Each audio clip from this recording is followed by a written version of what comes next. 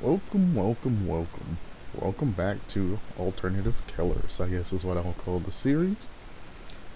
This time we are looking at a very, very fleshed out concept of the Xenomorph, which you're all familiar with from Alien and Predator. I said this is a very extensive mod with extensive comments and everything else. I may go into the other comments and things like this, but I mean, I actually did have quite a bit to write myself, and I don't know how long I actually want to make this.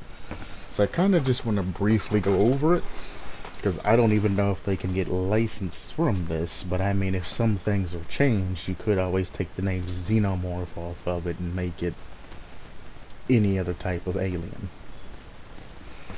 Anyway, let's jump into this. So, in those of you that are hearing static or probably my fan and the microphone, I do apologize. It's not something that I can really change. The plugins for my mic, at least the top of it, have broken or twisted or become loose or something like that. So now there's always just a static background. And I really don't want to get any type of editing software to edit that out because, well, my channel's not big enough to warrant that kind of super effort thrown into anything. As I said, the point of this is just to make somebody from behavior just look at some of these mods, you know?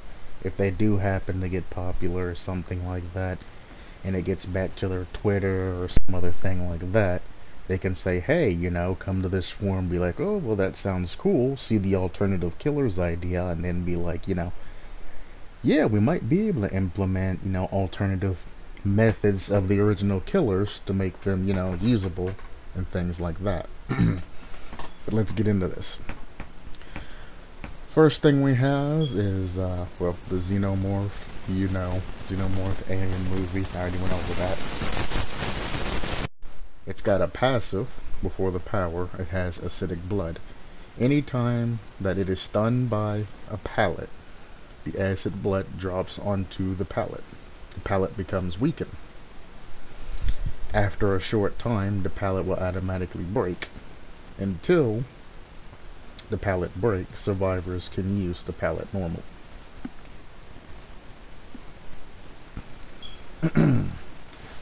Now, the meat of all of this is the special ability of the alien, because I'm not going to remember Xenomorph.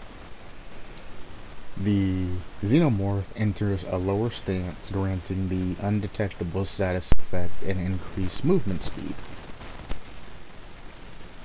Also, before I go any farther, this is going to be a Demogorgon alternative killer.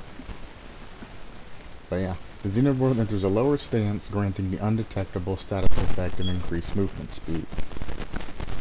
However, while in the stance, the Xenomorph can press the active ability button to slow itself down and begin hissing, spotting nearby survivors using killer instinct depending on survivor's condition and movement speed within a 24-meter radius.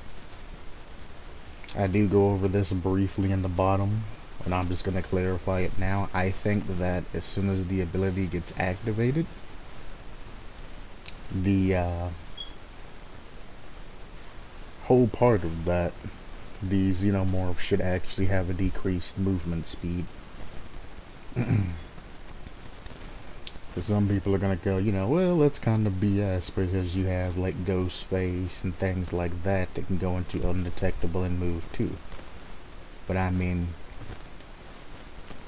Ghostface has a stalking ability and things like this, but when I start going over how much things that this killer can actually do, then you're going to understand what I mean, you know, once it hits that undetectable status effect, why it needs to have some sort of specific movement penalty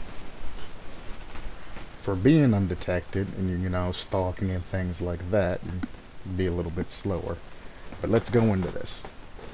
While using the power, if a survivor is standing still, well, hang on, let me backpedal. While in the stance, which lasts 15 seconds, I think, is how much it said. You can press the active ability button to slow it down. It's going to begin hissing. The hissing sound is almost like a radar that pings out. Survivors are going to hear the sound audio cue of this radar system pinging out. And when they hear it, if they elect to stand still and not do anything, they will remain unseen, but they'll still be able to hear the cue going.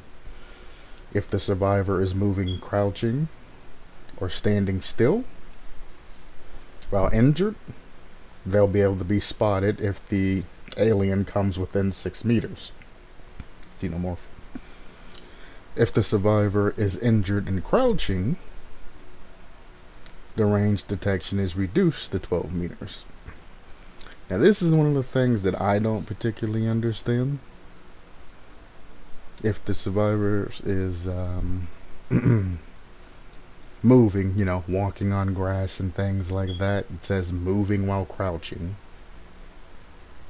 or standing still while injured, it's 6 meters.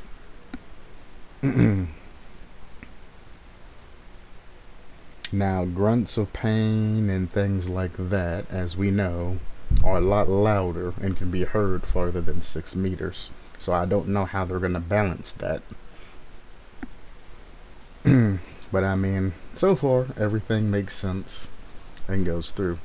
If the survivor is injured while crouching, not moving, the range is reduced to 12 meters. If the survivor is walking, the range is reduced to 16 meters.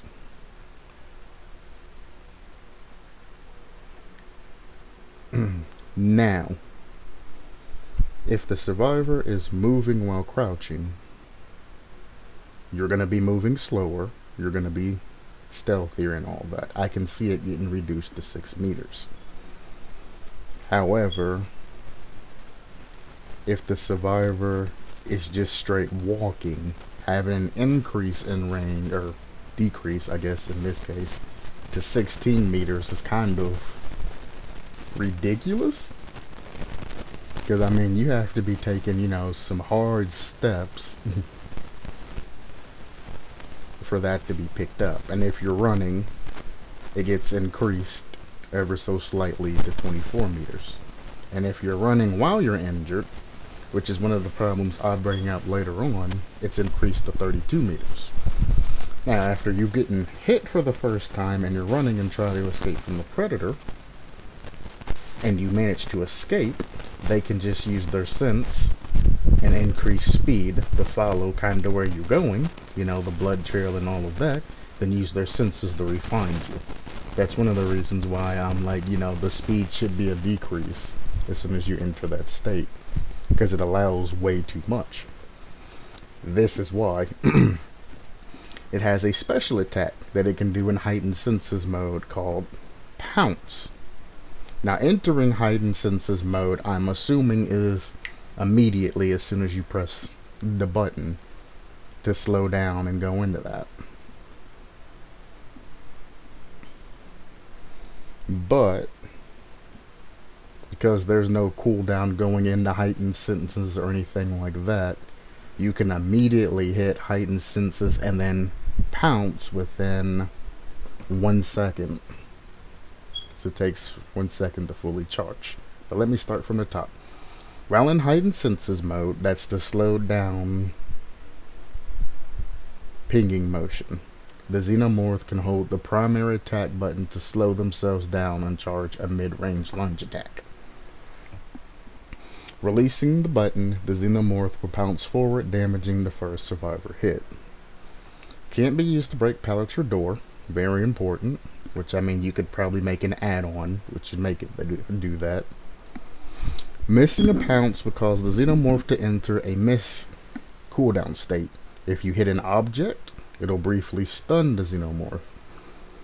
Using pounce will put it on a cooldown. It takes 1 second to fully charge pounce and must be charged to 65% in order to pounce the full distance, which is 11 meters. Missing or hitting pounce puts the ability on a 5-second cooldown before it can be used again. Successful pounce recovery is 3 seconds. If you miss, it's 2.25 seconds of recovery. I'm going to go over this later on and explain why some of this doesn't make sense in detail. Only thing I can tell you now is that it takes 1 second to fully charge, and you have to be at least 65% in order to completely do the full pounce, so it does not have to be a 100% to charge. And if you do 65% of 1 second, well, I'll tell you later what that equals to if you don't feel like doing it now. It's very quick. Now, on top of this, they want to add in special scrounge-like hooks. I'm not going to go over this in serious detail because half of this, which I'm going to explain later, isn't going to be able to be implemented into the actual game because it would change the base code and extend the duration of a game way longer than it needs to be. So hooks are replaced by facehugger nests. When you're hooked onto the hook, a facehugger will attach and implant an embryo into the survivor. On stage 1 of the hook, the survivors can free themselves like usual, attempt to free themselves.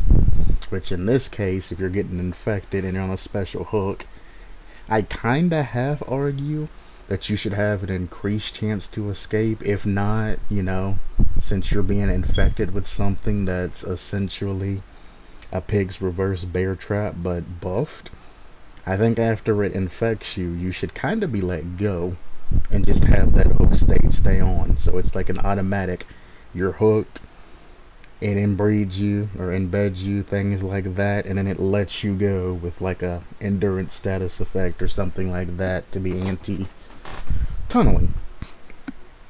But I mean, it's fine as it is. If a survivor has to pull you off, it has to pull you off. I'll go over that later too. In stage 2, they enter a struggle phase. However, in stage 1, they can't immediately attempt to escape the hook as a facehugger is latched onto them. If a survivor with a chest burster is hooked a second time, the tier is increased to tier 2.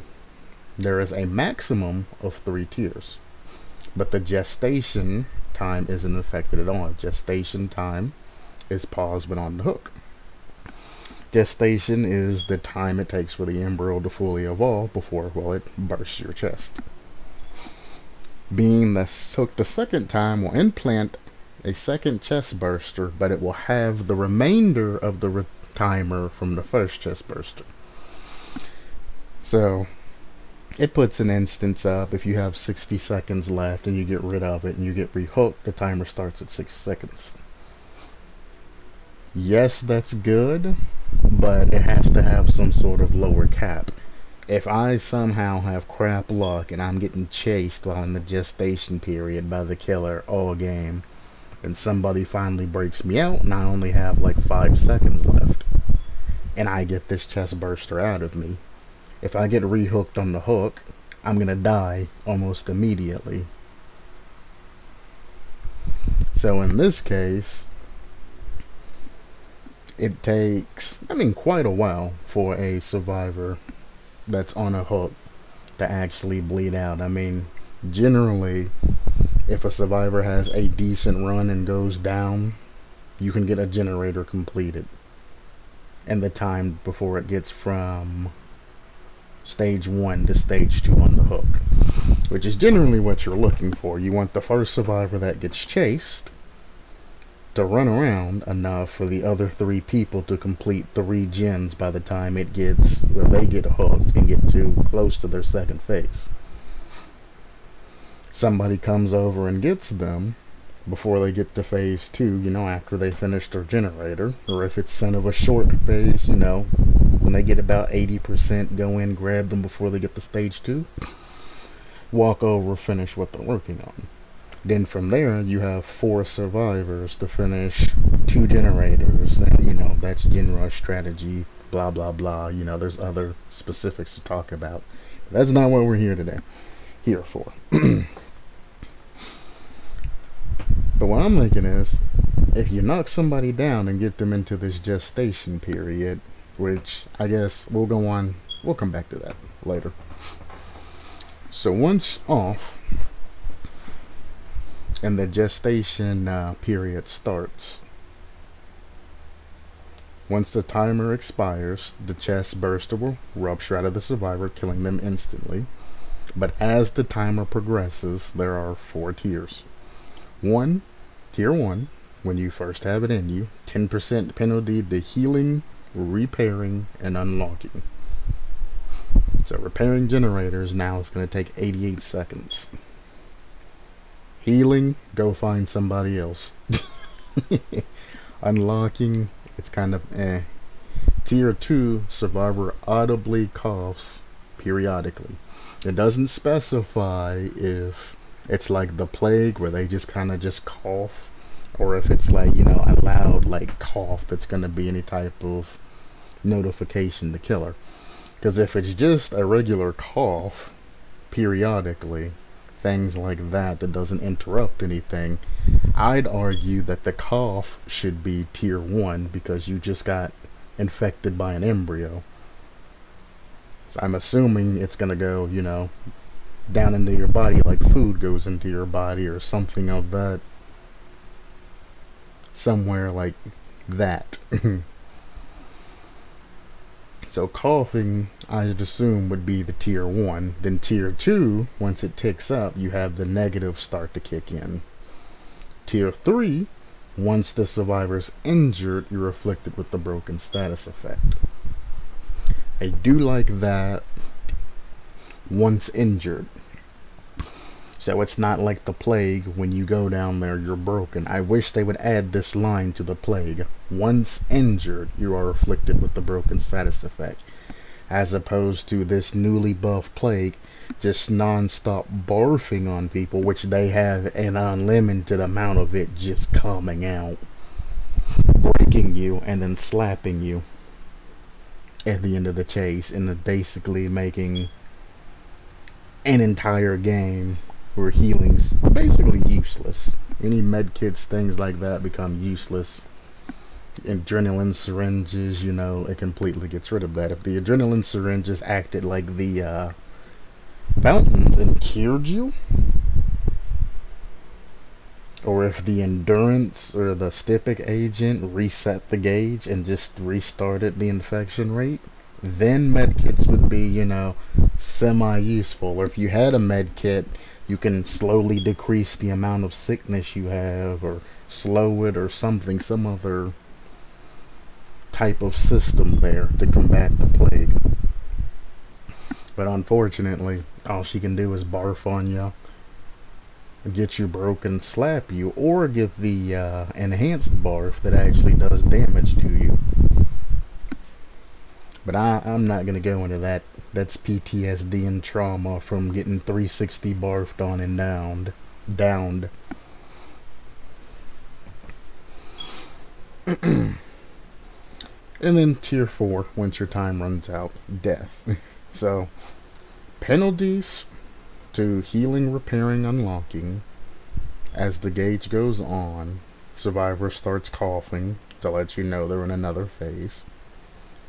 Then once you get injured, you go to the broken status effect, and then you eventually, chest burster comes out and you die. That's the end of the game. Survivors can have chest burster removed by interacting with a powered generator. Doing so will lower the survivor's affliction tier to tier 2 or tier 1 if tier 2 wasn't reached.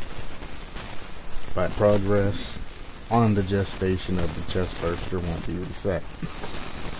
Now, the first time I read this, I thought this was contradictory to the next stations and all this that are coming up. But what it means by, it doesn't mean by the actual chest burster completely removed by interacting with the powered generator. It means you can make the tiers go down. You have tier 1, 2, 3, 4. You can make tier 1 go back down, or tier 2 go back down to tier 1. However, if tier 2 is reached, you can no longer go back down a tier. So once it gets to the next tier, it's stuck there. It's how it's actually implemented.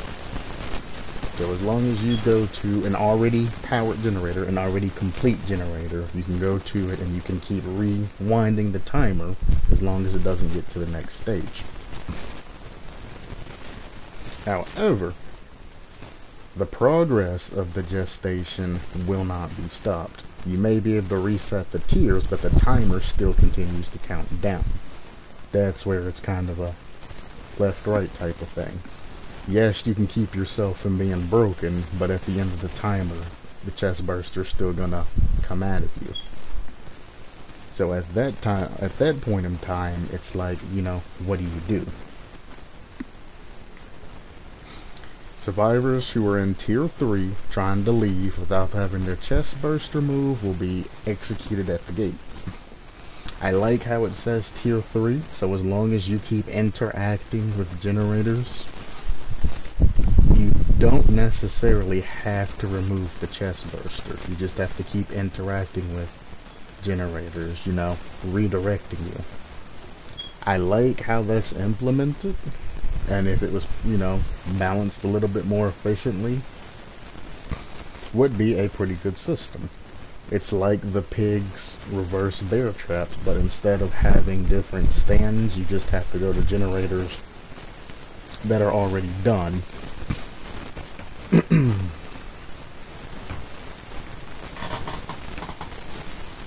It's just thinking outside the box. And then, like it says, anybody who are tier 3 or higher who try to leave the trial without having the chest burster removed are executed. So if you elect the Gen Rush without taking down your gestation level, you will die, unfortunately, without it being removed. However, the way I see around it is, if you're working on generators and not constantly being chased by the Xenomorph, after you complete a gen, you can literally just turn down the timer a little bit and then run over to the next gen, or, you know, if the killer's not on their way to you. So you can complete a generator, turn your gestation timer all the way back down, go to another generator, complete that, turn your gestation period back down. But, which means the gestation timer from stage to stage has to be less than 80 seconds to prevent that. But if it's too low, and you do like 30% of a generator, then have to leave and go to another generator, then come back and do another 30, and basically have to make 3 trips back and forth, it's going to become tedious and nobody's going to want to do it. So it's going to be very hard to balance that type of gestation timer versus keeping yourself alive and all of that. Now, special objective, extraction station and royal jelly. For if you just ignore it and let the gestation period go, the extraction station becomes powered once a nearby generator has been completed. So now with the special objective, instead of going from gen to gen to gen to gen to reset, you can actually go to an extraction station next to a completed gen. Now this is good and bad. If you just complete a gen and then you jump into an extraction station and the killer comes, you know, you kind of, you did it to yourself. Then you have to ask yourself, you know, is there going to be one extraction station around every gen, or is there just going to be 1 or 2 extraction stations placed randomly somewhere near a gen? And then, you know, is the killer going to camp them? I mean, what's going to actually happen here? That's going to have to be flushed out in details.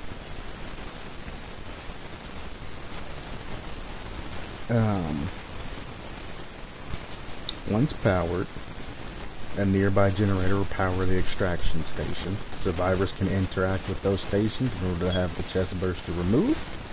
Extraction stations go on cooldown once used. So you can't have somebody running the killer while everybody else immediately goes to the extraction station. Everybody uses it over and over and over to clear yourselves and then leave. You'll actually have to go to different extraction stations if there are more than once. Survivors remain undetectable to heightened senses for 20 seconds after a successful extraction. So if you do get a successful extraction, that gives you enough time to find an exit gate or something like that to head that direction and not have to worry about immediately being tracked. Good. Now, around the map are objects where a survivor can extract royal jelly to temporarily pause the gestation and remove one tier of affliction for a short time. Royal jelly cannot be used to stop chest burster emerging when trying to exit the trial. Very important. You can't get the tier 3, use royal jelly to tear down, and then leave. It's only a temporary effect. Like the deep wound or endurance effect.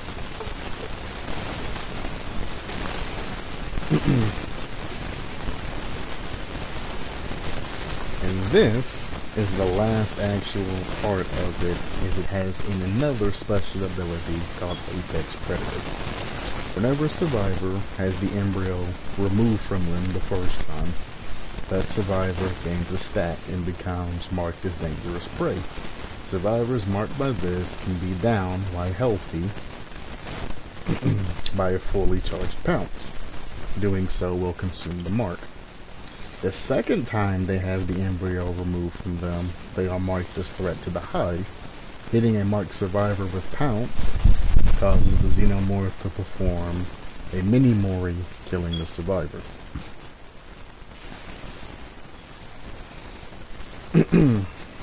Now, I do go over this, and at the time I went over this, I didn't completely grasp the concept.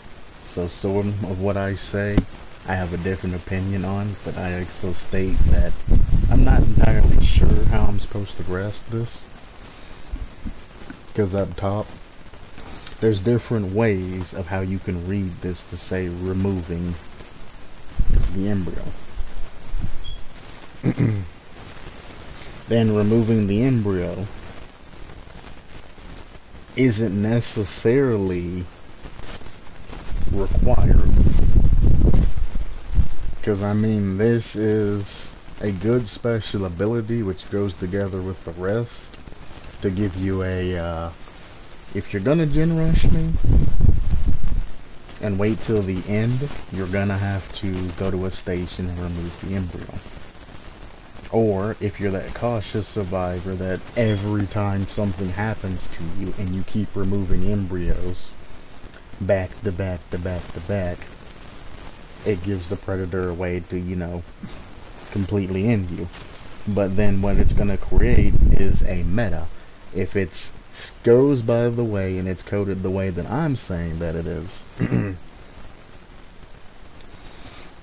then it'd be better to just complete a generator, then use the generator to turn down your gestation timer and go to another generator. And that's after you've went down essentially the first time and got hooked on a scrounge hook. If you go down mid-game or towards end-game, none of this really applies to you. So like if you're that first down survivor at the beginning of the game, yeah, you're gonna have to deal with everything that I discussed. But if you're the guy that goes down after 3 generators are done, if you're gen rushing, most of the time at least 2 generators will get done, unless you have, you know, that crew. That new crew that just does whatever they want to do. They want to see the map and have a good sightseeing experience. Stand on top of the tower in Macmillan Estate and look down, you know. Those types of people. Locker hide. But if it's an actual, you know, skilled game where you have decent decent casual players to slightly upper bound ones. They're gonna come in, survivor's gonna be chased, you know, by the predator. Things are gonna get done. If they go down, they're gonna be hooked, have to go through the gestation process. Some survivors gonna have to go and save them and all of that, which I'm gonna explain the problems that I have in between that. Let me go over the perks first. First perk is Hive Mind. While this hex remains active, all other dull totems are active as well. If a survivor cleanses the wrong totem, the killer receives an audio and visual cue. Boy, only if that totem wasn't already a hex totem. So it essentially flips everything on its head. All dull totems, when cleansed, give the killer an audio cue. All hex totems that are cleansed do not give the killer any type of audio or visual cue, except for the fact that the perk itself will be deactivated when you look at it. So they will have technically a visual cue if they see their perk go from being lit up to just dark. Or if they're only running one hex on top of it.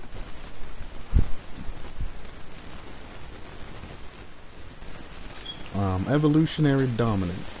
Upon hooking a unique survivor, gain a token. Up to 4. For each token, your tear radius in chase is increased by 2, 3, or 4 meters. Being stunned by any means, reveals that survivor for 2 seconds for each token when in chase, and grants the killer a 70% increased lunge range on their next hit for up to 3 hits. The attack's increase lasts for 30 seconds after chase ends. Now, upon hooking a unique survivor, I'm assuming that's scrounged hook survivors. Every time you hook them, they get a token added.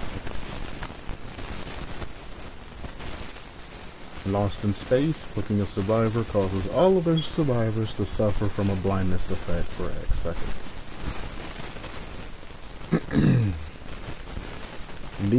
There's a couple that I want to stop and go over, but for the most part, it's kind of meh. The ultra rare, Pounce can now put survivors into a dying state. Crazy. An Apex Predator can be used on survivors that have chest burster. I don't think I went over that when I was explaining the Apex Predator.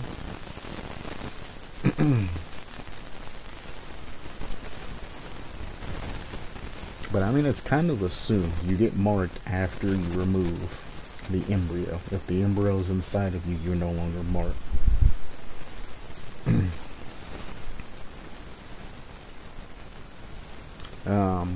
Progenitor, Ellen Ripley. One nest will be replaced by a royal egg nest.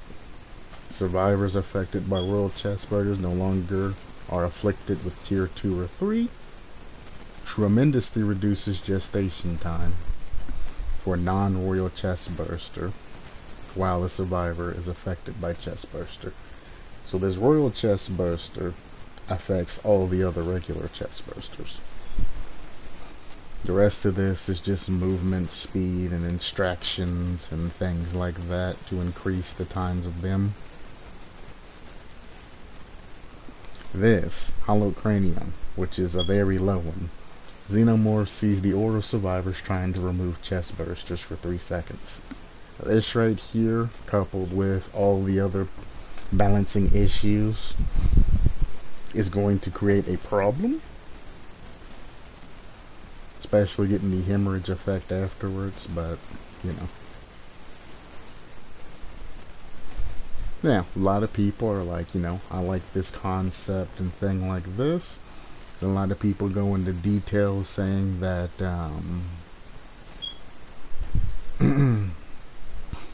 it's overly complicated. It needs to be re-simplified down to make it, Dead by Daylight runnable. And like I said, going through and reading this a second time, I've noticed that I've made mistakes on my review. So this is going to be kind of partially edited as I go through it, because my opinions have changed and I think I'm starting to understand after reading this for like the 4th or 5th time and actually talking about it as opposed to keeping it in my mind. But I mean, besides, let's say, the only problems I see about what was already being said previously is, about over or simplifying everything down to make it usable in Dead by Daylight.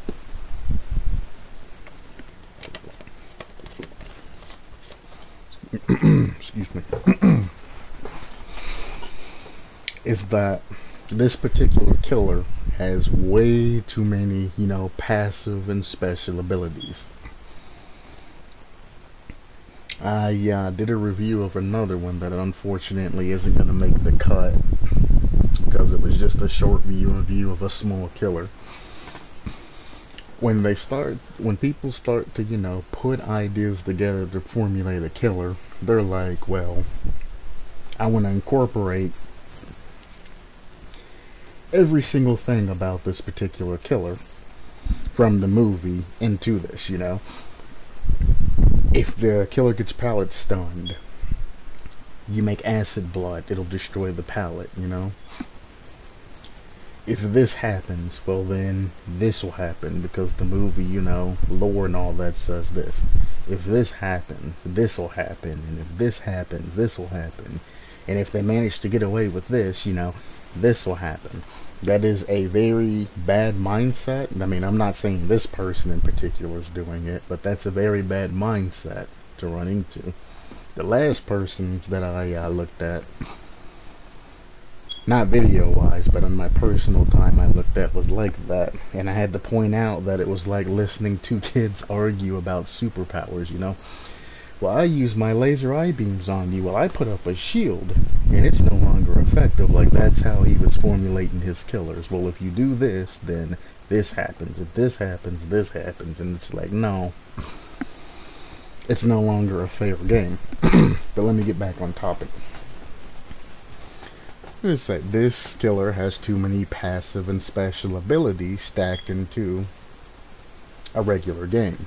You have to think that every Dead by Daylight match is extensively long already, and when you add things in that aren't quick things that you can do, it's going to substantially increase game length and take up precious server space and things like that. It already takes a long time to find games because, unlike more mainstream games where everything goes through quick and you're going from lobbies to lobbies to lobbies to lobbies, you're stuck in this until the game's done.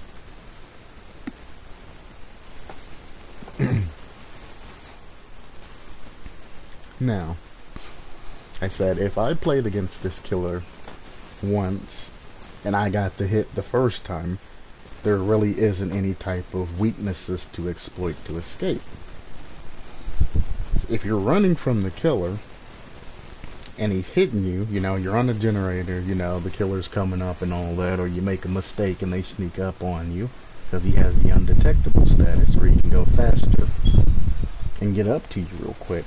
He walks around the corner and slaps you, you're in trouble. If you pallet stun them and you continue to, use a god pallet or something like that where you're doing the roundabout type thing, or any pallets that you drop are going to disappear. Not only is that a problem, that also counters anybody that has the perks to where, they can go to a pallet and they can lift the pallet back up and reset it. Like in this case, once the pallet is dropped and stuns the killer, it's gone. Yes, the killer has to sit through a small stun, phase and things like that, but I mean, if you drop a god pallet prematurely to hit this, because you know the pounce and all of that other stuff, what you're gonna have to do, you're gonna have to pre-drop pallets. It's gone. There's no hitting that. You might get a couple of rings around, but that pallet's eventually gonna break, opening up that path. If you're running Kill Shack and you somehow have to drop a pallet early, you're no longer going to be able to, you know, finish your loops around that. You now have to go because that pallet's not going to be there forever. This method of being able to freely run around and chase survivors without breaking pallets, because they'll break them on their own, like when you're facing Legion that has the frenzy, that can just slide over or jump over pallets and break them as they go. It's like, man, you really just neutralize my ability to use any types of pallets if you can't get the stun. But that's what I'm talking about there, is if you pallet stun the killer, the pallets will go away. So once they're dropped, they're pretty much gone. If you drop a pallet near a generator that's not fixed, that pallet's gone, that path's gone.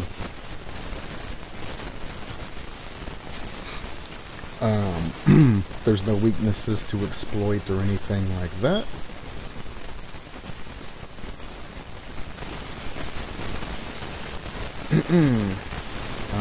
Yeah, start pre-dropping pallets, making it easy for the predator to go around them and just continue the chase instead of breaking them.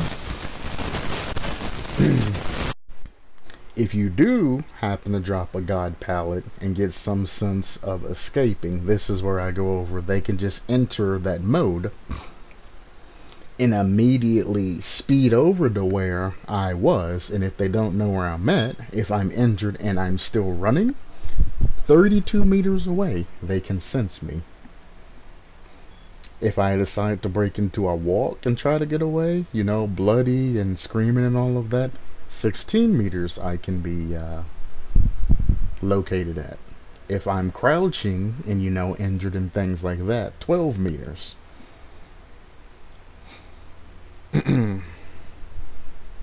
They can locate you from. And like I said, I do like the concept and all of that, but there needs to be some sort of vision penalty or some other sort of weakness that goes along with the senses. Because if not, you walk over to somebody, you slap them, you get them to drop as many pallets as possible, and then you just end the chase. Because at any moment, you can just do almost an immediate pounce and get them down. Like, you're in control of when they go down. And if they do something spectacular to lose you, you enter into that form, which has a fairly short cooldown and all of that. You speed with the extra 20% movement speed to wherever you know they are, and then you activate your heightened senses to find them, and then you can immediately just pick up pursuit. There's no way to get away from that. There's no holes. So having some sort of vision penalty on top of a speed penalty when they're in their undetectable status should be applied. Like, they should have like Ghostface or Pig, like crouching speed as they're undetected, so they're not just blazing across. There's also I did something that I didn't go over, is while you're in this particular form, they wanted to add in the fact that you can jump up to vault points, high vault points. So if somebody's sitting upstairs or runs upstairs, you can run outside and jump all the way up to the second story of a building, or on top of the farm tractor, things like that. You can basically jump upwards to get to a vault point specific, which I'll come up to that in a second. That's another one of the extra abilities that I was talking about. But yeah, when you're using the senses, there should be some sort of vision, you know. FOV should be shortened or farther away, or vision should be blurry, but you should see the senses where the dots, or your screen should be black, but you can just see, you know, the general location they're going. Any type of negative, so it's not just all positive trait, positive trait, positive trait. The survivor has some sort of chance to get out. And like I say later on, if you're running the doctor and the doctor zaps you and uses a static shock, that's a momentary screen. He knows the general location of where you are. After that, it's over. If you run Iron Will against the doctor basically becomes useless. None of his powers should affect you, if what I remember correctly is right. He's just a mouse one killer to you at that point.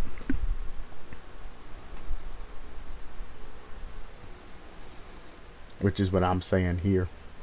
The doctor is momentary. This, you have a 15-second, you know, time period where you can use this ping and you can keep, you know, locating survivors and things like that. As I said earlier, when using heightened sense or going into the detective mode, which I guess I should have specified instead of just saying using heightened sense, because as I read earlier, it says in heightened sense speed is decreased. I should say, I should have said while using just the undetective mode, I should have specified that the movement speed should actually be decreased, like all other stalker-like powers. Like while you're stalking and, you know, crouching in Ghostface with Ghostface and Pig and all of that, how you're moving at a slower speed. It should be like that. So you're not able, like I said, to stalk, or aka sense, and then strike at essentially the same time. This would allow survivors to at least get some distance in between given the killer while the killer is sensing his location. Next, I would scrap the ability to jump to elevated vault locations, because it'll fundamentally change how the game is. It would also undermine characters like the nurse, who can just teleport up to places like that. You know, why use a nurse when you can use something that has increased move speed and the same, you know, locomotion Ooh. As the nurse? Instead of me having to, you know, teleport up through walls, I can just jump up through the vault location and then keep going with the increased speed, as opposed to the nurse. You teleport in, you have decreased speed and everything. You got to get it pinpoint or it's over. With this, you can just jump up there and keep chasing survivors. Now, Pounce, as he states it, stacked with movement speed buffs, needs, or about, not buffs. I didn't even think I went over buffs with Pounce and all of that. Pounce as it is, stacked with the movement speed that you get from the undetectable status, where you just, first to get into, actually let me look up what it is.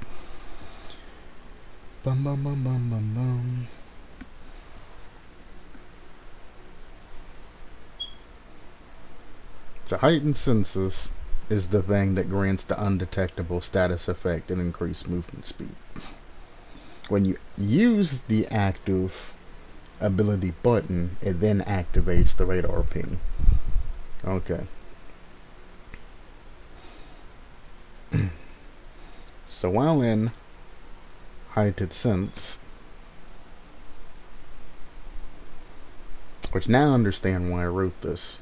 I then forgot what I wrote. So yeah, that's exactly what I meant. While you're in the heightened sense and not pinging, your movement speed should be lowered. That's exactly how I meant that to be. Okay, good. Now, pounce as it is, to be able to pounce while in your heightened senses with the movement speed of the 20% needs to take longer to activate. And as a reference point, I took the twins and the Demogorgon, because they have charge bars. They have to charge up and then pounce. It takes like what, 4 seconds, 3 point something, 4 seconds for them to charge and then release the jump. Whereas this pounce, before any perks or anything like that, takes 1 second to charge,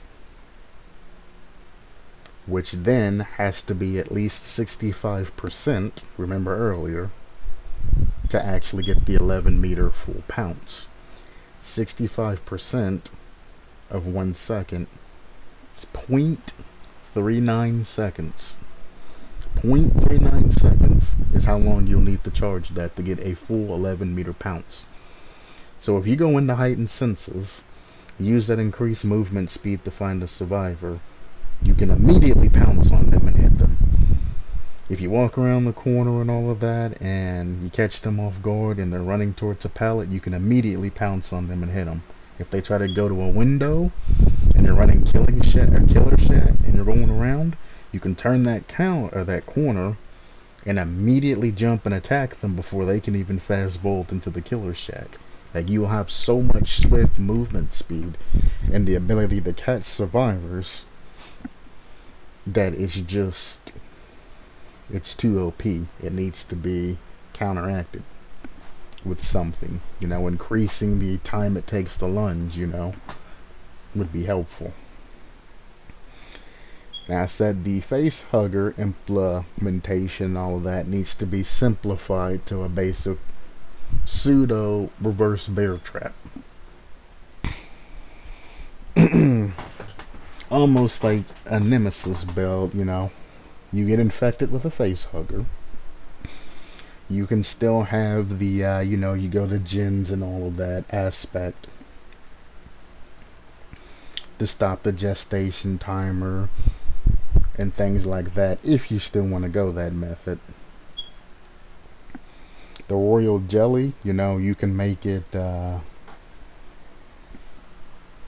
take the place of the postulus, where you put the syringe in and you extract all the liquid and all of that, or the formula that the blight uses, and you can extract that and then use that after a long time of extracting to get rid of chest bursters and things like that instead. But I mean, it's gonna be on time constraints. Happen to you hook somebody, then they're gonna have to run, you know, to a gen, get that done, stay on the gen, reset their things, go to a pod, get themselves cleansed, you know, or find royal jelly if they get too high to temporarily decrease the thing so they don't die, and things of that nature. It's really extending the game. You're going from, you know, extending the game from like a minute, maybe 2, to extending the game to like 3 to 5 minutes of them just running around while avoiding the killer, trying to get things done and being on a timer. This is why the meta would end up being all of the repair stations and all of that eventually being ignored until the end of the game, and just, you know, work on a generator, complete it, go, reset your progress. Go to a generator, complete it, you know, with a buddy or something to even make it faster. When it gets done, reset your status. Or find royal jelly to temporary stop, go to a generator and complete it, you know. Or whoever's infected, just run the killer till the generators get basically done, and then just go heal yourself, get out, or just take hatch and don't worry about any of that. Just keep yourself barely alive, jump hatch at the end. You know, it's going to become meta, and half of this incorporation isn't going to mean anything. So what I say is, make it like a reverse bear trap type of system. You get hooked, you get infected, you get like the pig's little time meter that pops up. You can use, if you can find vaccine or some sort of device that's scattered throughout the map or something like that to free yourself. You can use like pinhead cube spawns, or like I said, the sawbox spawns, or anything like that type of spawns to find a device or a vaccine or something that you can use. Or you can use the royal jelly portion and make a pustula type thing that you have to find, and it takes, you know, a little bit of time to extract the antidote that you then inject to yourself to get rid of the embryo. So you're going to have to speed up the method at which the embryo comes out of you, which then the marking system's going to have to be remade, which is what I bring up next. Is the first time you remove an embryo with a faster implemented system, making it to where you can be instantly downed by a fully charged pounce attack. Not only does the killer have a 10% speed boost, they can literally catch up to you and then instantly pound in what was it, 0.67? No, 0.39 seconds can launch an attack. Well, now it has to be fully charged. 1 second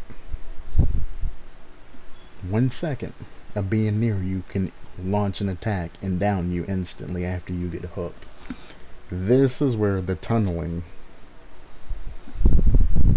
can really become an issue, because if you hook a survivor on a scrounge hook, then leave them alone until they get the embryo out of them, now they're one hit down. Hook them again, their buddies save them. Once they get out, you can instantly mori them. So it's a pseudo tunneling type of strategy that's gonna happen. And like I said, if you run a backpack sort of build where you can essentially pick up a survivor and carry them and keep going and getting hits and chasing other survivors with increased movement speed and things like that, you can essentially tunnel people out and get a full lobby done like that. You hook a survivor on a scrounge hook, they get pulled off. If they go and do the simple heal and you down the person that unhooked them and hook them, that's 2 people that have embryos. Somebody unhooks them, you get them, that's 3 people. Or if the same person that just got it removed turns around and helps their buddy, then that's that instant down and a second stage embryo. After 2 hooks, they're dead. It essentially removes the 3rd hook in the ending sequence. You can just kill them wherever you are. It's a mini mori, so it's not going to have any type of, you know, long drawn out thing. You're just going to jump on them, kill them, and go, you know. It's not going to force you to pick them up, find a hook, and things like that. They're not going to be able to go for that last second save or do any type of tech to try to save their buddy. After the 2nd time they get that mark removed, they're dead if they're seen. You could be towards the end of the exit gate. If they get that pounce on you before you get out, you're dead. That's the end of it. And having that much efficiency and killing makes this whole setup way too OP and needs to be, I don't want to say hard nerfed, it just needs to be some things changed. So like I said, tunneling and knocking out single survivors tremendously increases pressure and makes easy wins. Instead of getting the instant you get the mark mori, needs to be changed. You can do that by making only the basement hooks or things like that scrounge hooks. So even if you're using a backpacking build to where, you know, you can grab a survivor and take them whatever scrounge hook you need to get to, at least you have to take the time to go all the way across map and down into the basement and then to hook them there. That's going to take a significant amount of more time than to have scrounge hooks just around to where they can just pick somebody up with a backpack build, walk over and hook them wherever they need to be, because the time, you know, is super extended. They have enough time to get across map. Since this killer doesn't rely on any types of perks or anything like that to win the game, essentially. It's all reliant on itself. You can run this particular killer with absolutely 0 perks and still get a 4 kill. No problem. If you figure out the meta to how to play the character.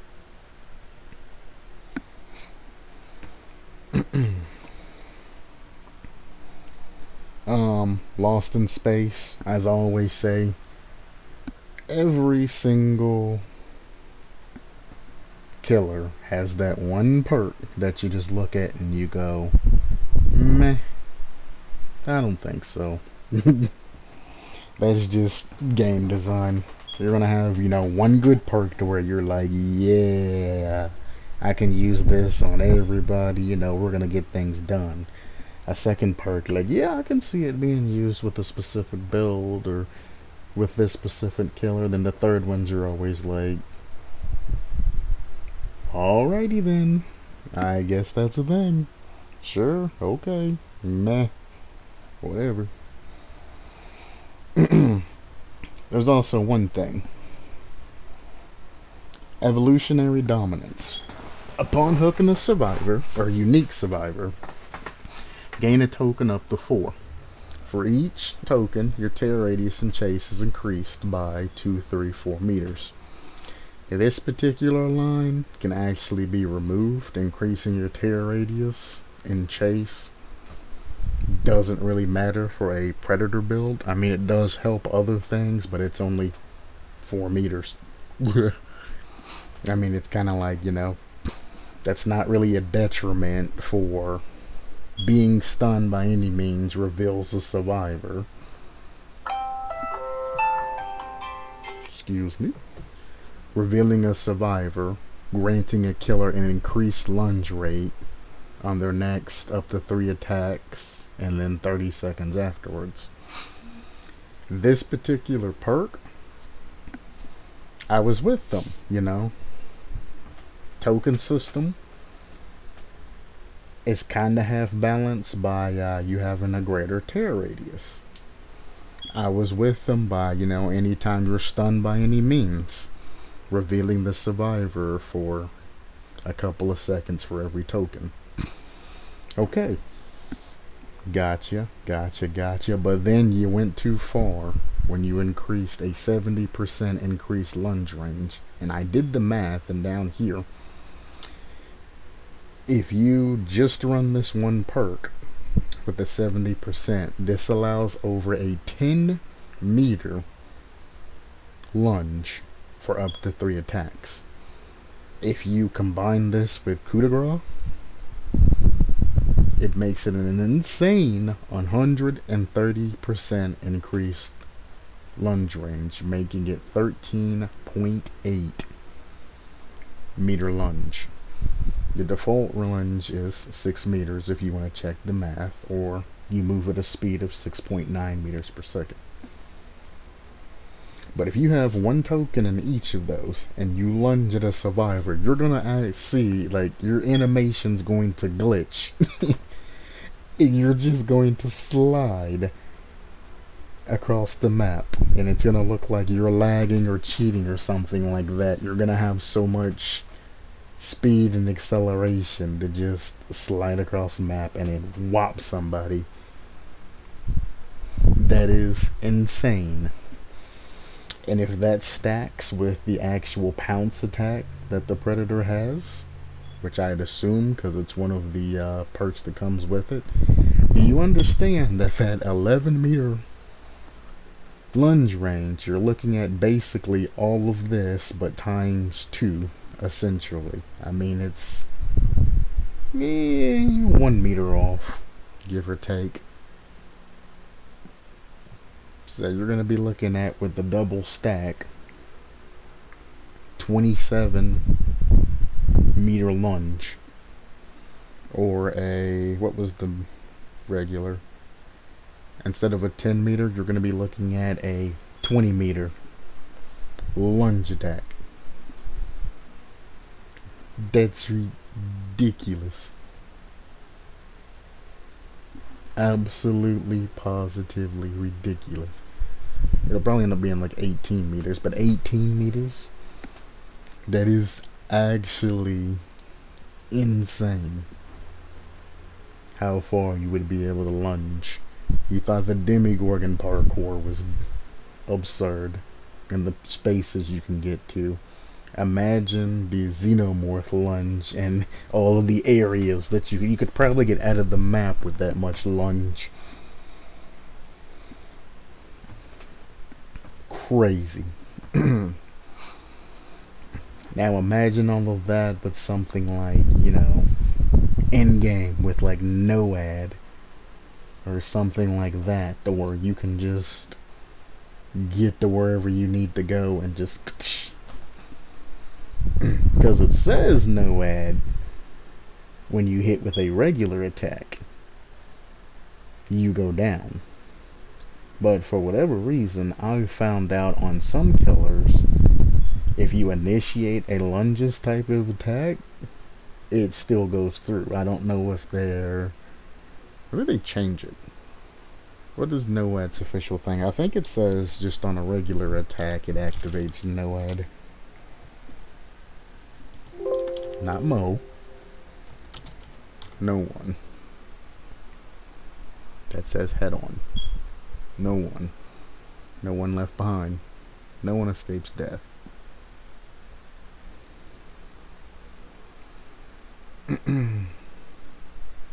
Oh, well, they removed it. So there you go. Survivors suffer from a permanent exposed status effect. So it's not even regular versus lunge attack how it used to be. I think that's how it was originally designed, is what I'm thinking about. It used to be a basic mouse 1 attack would take you down in one hit. So if they lunged attacked you and got too overzealous about it, it would just do regular damage. And that's how I remember if it was like that in the past. At least that's how my memory tells me it was like in the past. How it was designed at one point in time. So now, once the exit gates are powered, which I mean, by design, I think originally I read a dev blog saying that it was actually only supposed to be once the exit gates are actually open, and but they changed, or they just allowed an error to persist and decided not to change the perk. So now when exit gates are powered and there's one dual totem at least remaining, no one escape gas comes in, you have the increase in movement speed, everybody gets the exposed status effect. Now imagine a predator with ridiculous amounts of speed, jumping, lunge, and everything else, running NOAD, just coming and clapping your cheeks, just like that. I'm pretty sure a predator could just stay, a buffed predator, as per this, could run NOAD, coup de grace, and this perk, get it stacked to whatever they need it to have, you know, just one end game, you know, good collapse, and just chill somewhere. And as soon as the exit gates are powered, have enough speed, lunge distance, and everything to literally just swoop an entire game. Just swoop in, bam, down, down, down, down, and just slug everybody.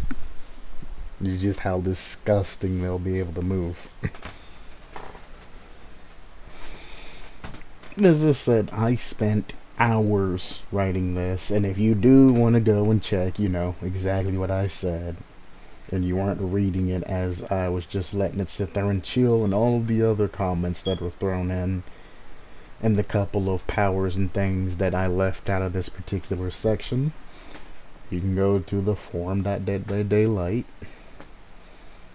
It'll bring you to a home. You'll go to the forums, click share your work, go to creations, and you will see a large section of just newer viewer, why am I saying viewer, player submitted ideas.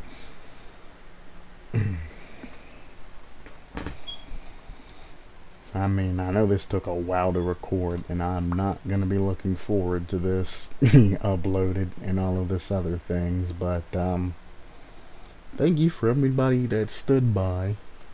Hopefully we're looking to get the Xenomorph to be an alternate killer for the Demogorgon.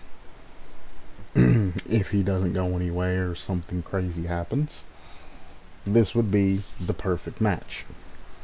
Yeah, I know I said a lot about it, but I actually think this particular mod is flushed out. It's been thought about, it's been nurtured, it's been almost evolution perfected. There's just a couple of things that if it's implemented as it is, how is it going to run? You know, is it still going to be your classic Dead by Daylight experience, or is it going to become a game of complete all the side objectives? Or is it going to become, you know, I'm tired of getting ran over by Xenomorph. Nobody uses Demogorgon anymore because its alternative form's better than it. The type of thing happening. Because, I mean, the heightened senses takes the place of, you know, the Demogorgons, you know, going in the upside down world and things like that. The abilities to jumps are the same, things like that, you know, the increased movement speed kind of sort of balances with the teleportation. 20% is kind of crazy though. Default movement speed is like what, like 4.6 meters per second or something like that. And a fifth of that would be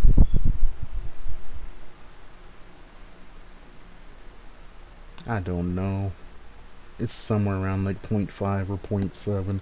Generally, you'll go from 4.6 to 5 point something, which would make it an extremely fast killer. Because I don't think the Wraith has too much more of a speed boost than a regular killer.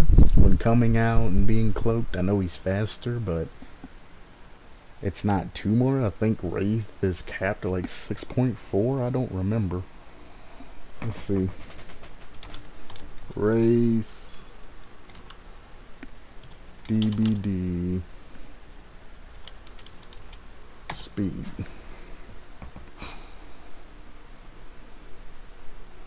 Do not tell me 4.6 meters per second. That's not. There we go. Uncloaked 4.6, cloaked 6, and probably uncloaked 6.4 or something like that.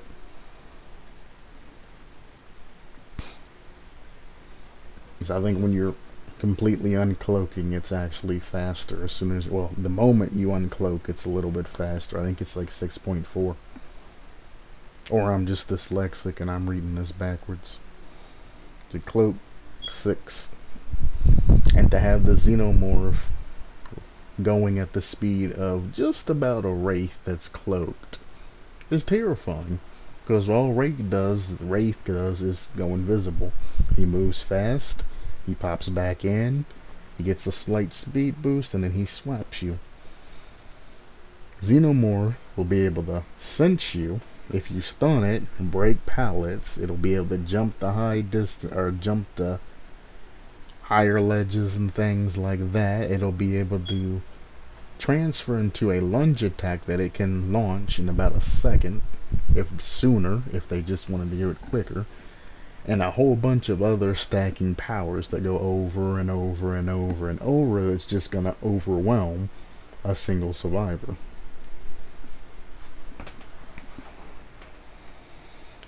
But I think I've harped over this enough. Please come in, please give this a read, please let CrimsonMothKing know that you appreciate his work, and, you know, give him any advice that you think he should know. You know, if you think it's perfect as is, say, you know, Q don't know what he's talking about. Do your thing, man. You're amazing. Keep up the good work. If you want to give some constructive criticism and be like, you know, I think this should be changed or anything like this, he's very active. Anything that's been suggested to him, he's actually open-minded and things like this, just don't disrespect him, you know? Constructive criticism is great, but you don't have to come in, you know, being absurd and being like, well, you're stupid for doing that. Like, no, just be nice. Be constructive. Supplement your lifestyle. Thanks for watching. Bye-bye.